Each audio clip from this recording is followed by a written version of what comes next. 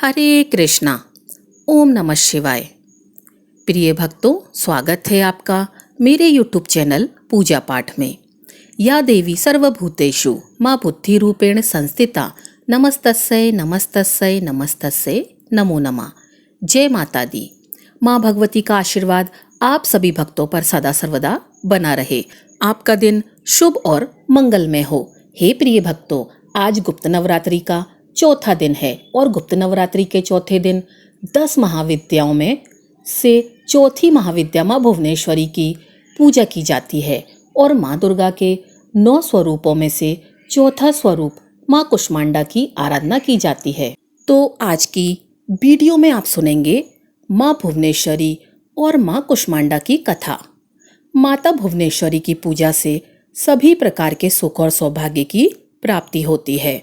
देवी भुवनेश्वरी की पूजा करने से ज्ञान, धन, सम्मान और वैभव की प्राप्ति होती है। अपने नाम के अनुरूप ही यह पूरे तीनों लोकों की स्वामिनी है। आद्य शक्ति भुवनेश्वरी स्वरूप में भगवान शिव की समस्त लीला विलास की सहचारी है, मतलब की सखी हैं। माँ भुवनेश्वरी को तीनों लोकों की ईश्वरी माना जाता है। माँ भुवनेश्वरी साक्षात पूरे संसार को धारण करती हैं और इसका पालन पोषण करती हैं। इसलिए माँ भुवनेश्वरी को जगत माता और जगत धात्री के नाम से भी जाना जाता है। हे प्रिय भक्तों, माँ भुवनेश्वरी आकाश, वायु, पृथ्वी, अग्नि और जल का भी निर्माण करती हैं।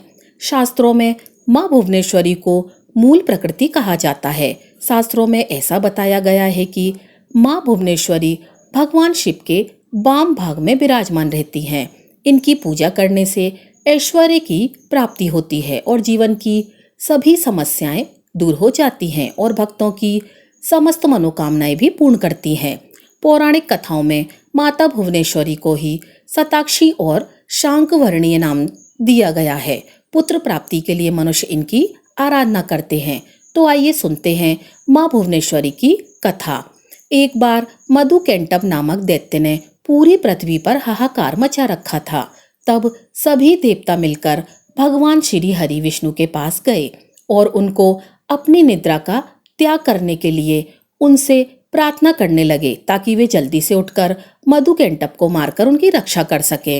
फिर भगवान श्री हरि विष्णु ने देवताओं की स्तुति सुनकर अपनी निद्रा का त्याग किया तथा जागृत हुए और उन्होंने 5000 वर्षों तक मधुकेंटव नामक दैत्यों से युद्ध किया। युद्ध करते हुए भगवान श्री विष्णु थक गए और वे अकेले ही युद्ध करते रहे थे।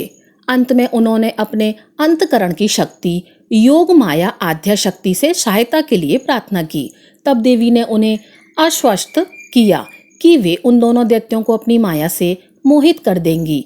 योग माया आद्या शक्ति की माया से मोहित होकर दोनों दैत्य भगवान विष्णु से कहने लगे कि हमारा वध ऐसे स्थान पर करो जहाँ ना ही जल हो ना ही स्थल। भगवान श्री हरि विष्णु ने दोनों दैत्यों को अपनी जंघा पर रखकर अपने चक्र से उनके मस्तक को देह से अलग कर दिया। तो इस प्रकार उन्होंने मधुकेंटव का वध किया, लेकिन वे केवल निमित्त मात्र ही थे। उनके बाद ब्रह्मा, विष्णु और शंकर ने देवी आदिशक्ति योग निद्रा महामाया की स्तुति की, जिससे प्रसन्न होकर आदिशक्ति ने ब्रह्मा जी को सृजन, विष्णु जी को पालन और शंकर जी को संहार के देव के रूप में चुना। ब्रह्मा जी ने देवी आदिशक्ति से प्रश्न किया कि अभी चारों ओर केवल जल ही जल फैला हुआ है, पंच तत्व, गुण, तन्मात्राएं और इंद्रियां कुछ भी व्याप्त नहीं है, फिर भी तीनों देव शक्तिहीन हैं। देवी ने फिर मुस्कुराते हुए उस स्थान पर एक सुंदर विमान को प्रस्तुत किया और तीनों देवताओं को विमान पर बैठाकर अद्भुत चमत्कार देखने का आग्रह किया। फिर तीनों देवों के विमान पर आसीन होने के बाद वह देवी विमान उड़ाने लगी और मन की गति से उड़कर एक अजीब से स्थान पर वह विमान चला गया। और यह स्थान असल में रत्नों का द्वीप था, जिसके चारों तरफ अमृत का सागर और मनमोहक आकर्षण जंगल थे। जैसे ही त्रिदेव रथ के बाहर उतरे, वह स्त्री स्वरूप में बदल गए। उन्होंने उस द्वीप को अच्छी तरह देखा। फिर वहां उन्हें एक शहर मिला। उस शहर के चारों तरफ सुरक्षा की 9 परतें थीं और इस शहर के रक्षक भैरव, क्षेत्रपाल, मातृका और दिक्पाल थे। जैसे ही वह शहर के अंदर गए, शहर का सौंदर्य और विकास देखकर वे मंत्रमुग्ध हो गए। आखिरकार वह शहर के अंदर स्थित मुख्य राजमहल में पहुंचे, जिसका नाम चिंतामणि गृह था और जिसकी सुरक्षा योगिनियां कर रही थीं। यह शहर त्रिपुर था और देवी भुवनेश्वरी की राजधानी, जो मणिद्वीप की रानी थी। जैसे ही त्रिदेव महल के अंदर गए, उन्हें देवी भुवनेश्वरी के दर्शन हुए। उनकी छटा लाल रंग की थी, उनकी 3 आंखें, 4 हाथ थे तथा उन्होंने लाल रंग के आभूषण पहने थे। उनके शरीर पर लाल चंदन का लेप लगा हुआ था तथा उन्होंने लाल कमल की माला पहनी हुई थी। बाएं हाथ में उन्होंने अंकुश और पाश पकड़ा था और दाहिने हाथ में वह अभय और भरत मुद्रा दिखा रही थी। उनका मुकुट अद्रचंद्र रूपी मणि के द्वारा सुसज्जित था और वह त्रिव्यक भैरव की बाईं गोद में बैठी हुई थी, जो कि श्वेत वर्ण के थे। उन्होंने श्वेत वस्त्र पहने थे, उनके बाल उलझे हुए थे तथा उनके सिर के ऊपर भी अर्धचंद्र और गंगा नदी थी। उनके 5 चेहरे थे तथा हर एक चेहरे में 3 आंखें थी। उनके 4 हाथ थे तथा उन्होंने त्रिशूल और परसे लेने के साथ ही वरद और अभय मुद्रा भी प्रदर्शित की हुई थी। देवी भुवनेश्वरी और त्र्यंबकम भैरव पंचप्रेत आसन पर विराजमान थे। हे प्रिय भक्तों, पंचप्रेत आसन पर वह सिंहासन होता है जिसमें परम शिवा गद्दी के रूप में तथा 5 पैरों के स्थान पर सदाशिव, ईश्वर, रुद्र, विष्णु और ब्रह्मा स्थापित हैं। इन सब की सेवा में अनेकों योगिनियां थीं और इनमें से कुछ तो पंखा डोल रही थीं और कुछ कपूर डालकर पान के पत्ते समर्पित कर रही थीं और कुछ नए शीशे पकड़े हुए थीं और कुछ घी, शहद और नारियल पानी समर्पित कर रही थीं। कुछ माता के बाल का श्रृंगार करने के लिए तैयार थीं और कुछ देवी के मनोरंजन के लिए नृत्य तथा गायन में लिप्त थीं। त्रिदेव ने वहां पर असंख्य ब्रह्मांड देखे, हे प्रिय भक्तों, और हर ब्रह्मांड में उनकी तरह ही त्रिदेव थे और यह सब उन्होंने माता भुवनेश्वरी के पैरों के नाखून में ही देख लिया। कुछ ब्रह्मांड ब्रह्मा द्वारा ही बनाए जा रहे थे और कुछ विष्णु द्वारा पाले जा रहे थे तथा कुछ ब्रह्मांड रुद्र के द्वारा संहारित किए जा रहे थे। त्र्यंबक अर्थात ब्रह्म की इच्छा शक्ति द्वारा उत्पन्न भुवनेश्वरी ने त्र्यंबक के 3 रूप बनाए, ब्रह्मा, विष्णु और रुद्र। इस तरह त्रिदेव त्र्यंबक के ही 3 रूप हैं। उसके बाद देवी भुवनेश्वरी ने अपनी शक्तियां त्रिदेव को प्रदान कर दी। ब्रह्मा जी के लिए देवी सरस्वती, विष्णु जी के लिए देवी लक्ष्मी तथा रुद्र के लिए देवी काली का निर्माण किया गया तथा उन्हें उनकी जगहों पर स्थापित किया। ब्रह्मा और सरस्वती ने मिलकर एक ब्रह्मांड रूपी अंडा बनाया।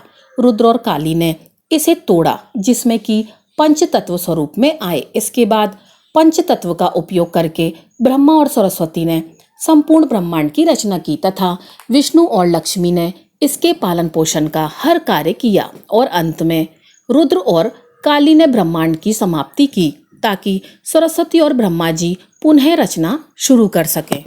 आदिशक्ति भुवनेश्वरी माँ का स्वरूप सौम्य और अंधकांत अरुण है। भुवनेश्वरी देवी के 4 हाथों में गदा शक्ति और राजदंड व्यवस्था का प्रतीक है। माला नियमितता और आशीर्वाद मुद्रा प्रजापालन की भावना का प्रतीक है। इस प्रकार सर्वस्वरूपा मूल प्रकृति ही भुवनेश्वरी हैं, जो विश्व को बमन करने के कारण बामा शिव में होने से ज्येष्ठा और कर्म नियंत्रण का फल दान करने और जीवों को दंडित करने के कारण रोधी भी कही जाती हैं। भगवान शिव का वाम भाग ही देवी भुवनेश्वरी कहलाता है। भुवनेश्वरी के संग से ही भुवनेश्वर सदाशिव को सर्वेश्वर होने की योग्यता प्राप्त होती है। महानिवाण तंत्र के अनुसार समस्त महाविद्या एवं भगवती भुवनेश्वरी की सेवा में सदा संलग्न रहती हैं। 7 करोड़ महामंत्र इनकी सदा ही आराधना करते हैं। तो सभी भक्तजन एक बार प्रेम से बोलिए, माँ भुवनेश्वरी की जय। जय माता दी। हे प्रिय भक्तों, तो आइए अब बड़े ही श्रद्धा और प्रसन्न चित मन से माता कुष्मांडा की कथा को सुनते हैं। जय माता दी। माँ दुर्गा के चौथे स्वरूप का नाम है कुष्मांडा। नवरात्रि के चौथे दिन माँ कुष्मांडा देवी के स्वरूप की ही उपासना की जाती है। अपने मंद हल्की मुस्कान के द्वारा अंड यानी ब्रह्मांड को उत्पन्न करने के कारण इस देवी को कुष्मांडा के नाम से अभिहित किया जाता है। जब सृष्टि नहीं थी, चारों तरफ अंधकार ही अंधकार था, तब इसी देवी ने अपनी मंद मुस्कान से ब्रह्मांड की रचना की थी। इसीलिए इस देवी को सृष्टि की आदि स्वरूपा या आदि शक्ति कहा गया है। इस देवी की 8 भुजाएं हैं, इसीलिए अष्टभुजा कहलाती हैं। इनके 7 हाथों में क्रमशः कमंडल, धनुष, बाण, कमल पुष्प, अमृत पूर्ण कलश, चक्र तथा गदा है और 8वें हाथ में सभी सिद्धियों और निधियों को देने वाली जपमाला है। इस देवी का वाहन सिंह है और इन्हें कुमंडे की बलि अति प्रिय है और संस्कृत में कुवंडे को कुष्मांड कहते हैं, इसलिए इस देवी को कुष्मांडा कहा जाता है। इस देवी का वाम माना गया है सूर्यमंडल के भीतर के लोक में और सूर्य लोक में रहने की शक्ति और क्षमता केवल इन्हीं में है। इसलिए इनके शरीर की कांत और प्रभा सूर्य की भांति ही ददीप्यमान है। इनके ही तेज से दशों दिशाएं आलोकित हैं। ब्रह्मांड की सभी वस्तुओं और प्राणियों में इन्हीं का तेज व्याप्त है। विधि विधान से माता कुष्मांडा की पूजा करने पर भक्तों को कम समय में ही कृपा का सूक्ष्म भाव अनुभव होने लगता है, अर्थात माता की कृपा की प्रतीति होने लग जाती है। एकाग्र और पवित्र मन से नवरात्रि के चौथे दिन इस देवी की पूजा आराधना करनी चाहिए। इससे भक्तों के रोगों और शोकों का नाश होता है तथा उसे आयु, यश, बल और आरोग्यता प्राप्त होती है। माता कुष्मांडा आदि व्याधि से मुक्त करती हैं और उसे सुख, समृद्धि और उन्नति प्रदान करती हैं और इसीलिए इस देवी की उपासना के लिए भक्तों को सदैव तत्पर रहना चाहिए। माता कुष्मांडा की कथा दुर्गा सप्तशती के कवच में लिखी है कि वह देवी जिसके उदर में त्रिविध ताप युक्त संसार स्थित है, वह कुष्मांडा है। देवी कुष्मांडा इस चराचर जगत के अधिष्ठात्री है। जब सृष्टि की रचना नहीं हुई थी, तब उस समय चारों ओर अंधकार ही अंधकार था। देवी कुष्मांडा, जिनका मुखमंडल सैकड़ों सूर्यों की प्रभा से प्रदीप्त है, उस समय प्रकट हुई। उनके मुख पर बिखरी हुई मुस्कुराहट से सृष्टि की पलकें झपकनी शुरू हो गईं और जिस प्रकार से फूल में अंड का जन्म होता है, उसी प्रकार से कुसुम अर्थात फूल के समान माता की हंसी से सृष्टि में ब्रह्मांड का जन्म हुआ। इसीलिए यह देवी कुष्मांडा के रूप में विख्यात हुई। इस देवी का निवास सूर्यमंडल के मध्य में है और वह सूर्यमंडल को अपने संकेत से नियंत्रित करती हैं। कौशल देश में सुशील नामक एक निर्धन ब्राह्मण रहता था। प्रतिदिन मिलने वाली भिक्षा से वह अपने परिवार का भरण पोषण किया करता था। उसके कई बच्चे थे। प्रातःकाल वह भिक्षा लेने घर से निकलता और सायंकाल लौट आता था। देवताओं, पितरों और माँ दुर्गा अतिथियों की पूजा करने के बाद आश्रित जन को खिलाकर ही वह स्वयं भोजन ग्रहण करता था। इस प्रकार भिक्षा को वह भगवान का प्रसाद समझकर स्वीकार करता था। इतना दुखी होने पर भी वह दूसरों की सहायता के लिए सदैव तत्पर रहता था। यद्यपि उसके मन में अपार चिंता रहती थी, फिर भी वह सदैव धर्म कर्म में लगा रहता था। अपनी इंद्रियों पर उसका पूर्ण नियंत्रण था। वह सदाचारी, धर्मात्मा और सत्यवादी था। उसके हृदय में कभी भी क्रोध, अहंकार और ईर्ष्या जैसे तुच्छ विकार उत्पन्न भी नहीं होते थे। एक बार उसके घर के पास सत्यव्रत नामक एक तेजस्वी ऋषि आकर ठहरे। वे एक प्रसिद्ध तपस्वी थे। उनके सम्मान, मंत्रों और विद्याओं का ज्ञाता आसपास दूसरा कोई नहीं था। शीघ्र ही अनेक व्यक्ति उनके दर्शनों को आने लगे। सुशील के हृदय में भी उनसे मिलने की इच्छा जागृत हुई और वह उनकी सेवा में उपस्थित हो गया। सत्यव्रत को प्रणाम करके वह बोला कि हे ऋषिवर, आपकी बुद्धि अत्यंत विलक्षण है। आप अनेक शास्त्रों के, विद्याओं के और मंत्रों के ज्ञाता हैं। मैं एक निर्धन, दरिद्र और असहाय ब्राह्मण हूँ। कृपया मुझे बताइए कि मेरी दरिद्रता किस प्रकार समाप्त हो सकती है। हे प्रिय भक्तों, फिर ब्राह्मण ने कहा कि हे मुनिवर, आपसे यह पूछने का केवल मेरा इतना ही अभिप्राय है कि मुझ में कुटुंब का भरण पोषण करने की शक्ति आ जाए। धन की कमी के कारण मैं उन्हें समुचित सुविधाएं और अन्य सुख नहीं दे पा रहा हूँ।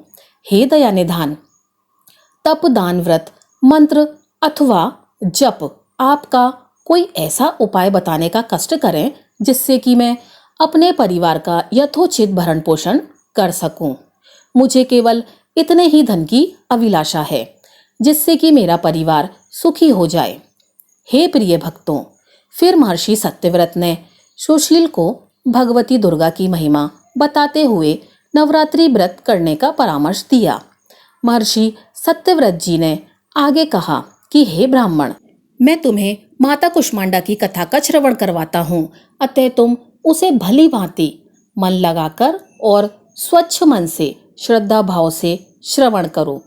इसको श्रवण करने मात्र से व्यक्ति के अनेक दुखों का नाश होता है, उसे सुख समृद्धि की प्राप्ति होती है तथा मन में माता के प्रति भक्ति भाव जागृत होती है। तो हे ब्राह्मण, आज तुम माता कुष्मांडा की कथा का श्रवण करो और माँ भगवती के गुण को गाओ। यह उस समय की बात है जब ब्रह्मांड अंधकार से भरे हुए एक शून्य के समान था, लेकिन फिर दिव्य प्रकाश की एक किरण चारों ओर फैली, अंधेरा उजालों में परिवर्तित होने लगा। उस प्रकाश की कोई सीमा नहीं थी। सहसा प्रकाश एक दिव्य देवी के रूप में बदल गया। वह कोई और नहीं बल्कि खुद देवी माता कुष्मांडा थीं। अपनी मंद मंद हल्की हंसी के साथ अंध यानी ब्रह्मांड को उत्पन्न करने के कारण इस देवी को कुष्मांडा नाम से संबोधित किया गया। देवी कुष्मांडा की मुख मुस्कान के कारण ब्रह्मांड का जन्म हुआ।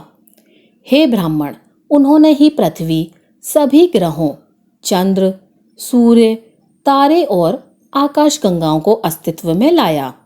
संसार में जीवन बनाए रखने के लिए सूर्य देवता की आवश्यकता थी, तो माता कुष्मांडा ने अपने आप को सूर्य में समाहित कर दिया। सूर्य संसार में जीवन का पर्याय है, तो देवी उनकी शक्ति है। माता कुष्मांडा ही समस्त ऊर्जा का स्रोत है। जब वह सूर्य भगवान के मूल में रहती हैं, तो देवी का अलौकिक तेज दिनकर को जीवन प्रदान करने की क्षमता देती हैं। कुष्मांडा देवी के बिना सूर्य शक्तिहीन है। यह देवी की ही शक्ति है। कुष्मांडा ही शक्तिशाली हैं। इनसे ही जग रोशन है। यह केवल एकमात्र ऐसी देवी हैं जो सूर्यमंडल के भीतर के लोक में निवास करती हैं। इनकी पूजा करके व्यक्ति अनेक कष्टों और पापों को दूर कर सकता है।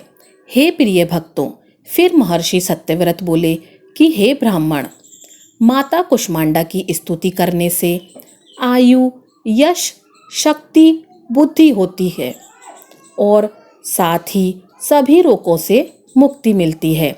सभी तरह के नकारात्मक शक्तियाँ दूर हो जाती हैं और सभी तरह की समस्याओं का समाधान होता है। इनकी पूजा करने से सुख समृद्धि और उन्नति प्राप्त होती है। दुख, विपत्ति और कष्टों से मुक्ति मिलती है। साथ ही ज्ञान की प्राप्ति होती है और बुद्धि कौशल का भी विकास होता है। आगे महर्षि सत्यव्रत ने माता कुष्मांडा के गुणों का बखान करते हुए कहा कि हे ब्राह्मण, उनका रूप अलौकिक है। माता कुष्मांडा की 8 भुजाएं हैं, इसीलिए ये अष्टभुजा कहलाईं। इनके 7 हाथों में कमंडल, धनुष, बाण, कमल, पुष्प, अमृतपूर्ण कलश, चक्र तथा गदा है। 8वें हाथ में सभी सिद्धियों और निधियों को देने वाली जपमाला है। इस देवी का वाहन सिंह है। संस्कृत में कुमंडे को कुष्मांडा कहते हैं, इसीलिए इस देवी को कुष्मांडा कहा जाता है। इन देवी का वास सूर्यमंडल के भीतर लोक में है। सूर्य लोक में रहने की शक्ति, क्षमता केवल इन्हीं में है। इसीलिए इनके शरीर की कांत और प्रभा सूर्य के भांति ही चमकती है। इनके ही तेज से दशों दिशाएं अलौकिक हैं। ब्रह्मांड की सभी वस्तुओं और प्राणियों में इन्हीं का तेज व्याप्त है। हे प्रिय भक्तों, इस तरह महर्षि सत्यव्रत ने सुशील को नवरात्रि व्रत करने का परामर्श दिया। सुशील ने सत्यव्रत को अपना गुरु बनाकर उनसे माया बीज नामक भुवनेश्वरी मंत्र की दीक्षा ली। उसके बाद नवरात्रि व्रत रखकर उस मंत्र का नियमित जप आरंभ कर दिया। उसने भगवती दुर्गा और मां कुष्मांडा की श्रद्धा और भक्ति पूर्वक आराधना की। 9 वर्षों तक प्रत्येक नवरात्रि में वह भगवती दुर्गा के मायावीज मंत्र का निरंतर जप करता रहा।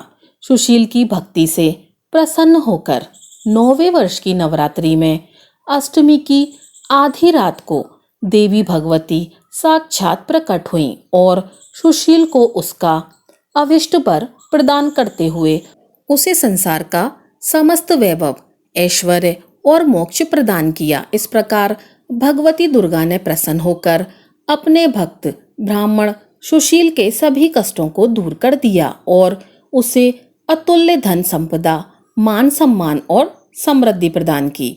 हे प्रिय भक्तों, जब भी हम किसी भी कार्य को पूरी श्रद्धा भक्ति और निष्ठा से करते हैं, निश्चल भाव से करते हैं, तो माता रानी उसका फल और आशीर्वाद अवश्य ही देती हैं। तो प्रेम से बोलो दुर्गा माता की जय। ओम नमः शिवाय। जय मां कुष्मांडा। तो प्रिय भक्तों, यह थी हमारी आज की कथा। अगर आपको कथा अच्छी लगी हो तो वीडियो को लाइक कीजिएगा और चैनल को सब्सक्राइब कीजिएगा। आपका दिन शुभ हो।